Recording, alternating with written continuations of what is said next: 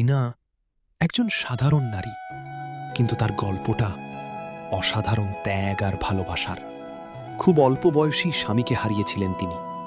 চারপাশের পৃথিবী তখন যেন হঠাৎ করেই অন্ধকার হয়ে গিয়েছিল, কিন্তু সেই অন্ধকারে এক টুকরো আলো ছিল, তার একমাত্র ছেলে সায়েম।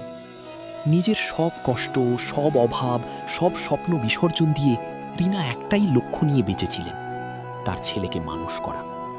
দিনের পর দিন কঠোর পরিশ্রম, রাতের পর রাত নির্ঘুম, শুধু এই আশায় একদিন সায়েম বড় হবে, সফল হবে। সময় গড়ালো।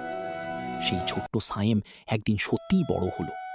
সাদা অ্যাপ্রন পরে ডাক্তার হয়ে দাঁড়ালো মায়ের সামনে। সেদিন রিনার চোখে ছিল আনন্দের জল। মনে হয়েছিল জীবনের সব কষ্ট যেন আজ সার্থক। কিন্তু জীবন কখনোই শুধু সুখ দিয়ে ভরে থাকে না। ছেলের বিয়ের প্রস্তাব আসতে শুরু করল। আত্মীয় স্বজনদের আগ্রহে একসময় রিনাও রাজি হলেন। ভাবলেন ঘরে একটা বউ এলে এই নিঃসঙ্গ জীবনটা আবার ভরে উঠবে। বিয়ে হলো। নতুন বউ এলো ঘরে। প্রথম কয়েকটা দিন যেন স্বপ্নের মতো কেটে যাচ্ছিল। হাসি, গল্প, আনন্দে ভরে উঠেছিল ছোট্ট সেই সংসার। কিন্তু হঠাৎ করে সবকিছু বদলে গেল। একদিন নির্লিপ্ত কণ্ঠে বৌমা বলল, মা, আমরা আর একসাথে থাকতে পারছি না, আমরা আলাদা থাকতে চাই। কথাগুলো যেন বজ্রপাত হয়ে আঘাত করল রিনার হৃদয়।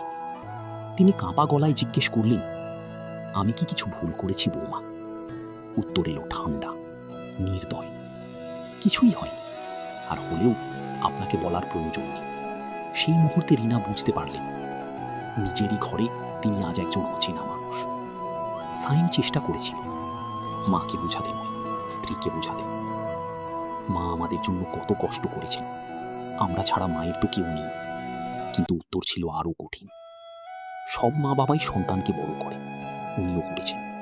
এখন আমি আলাদা থাকতে চাই। একদিকে মায়ের ত্যাগ, অন্যদিকে নতুন সংসার। দুই ভালোবাসার মাঝে দাঁড়িয়ে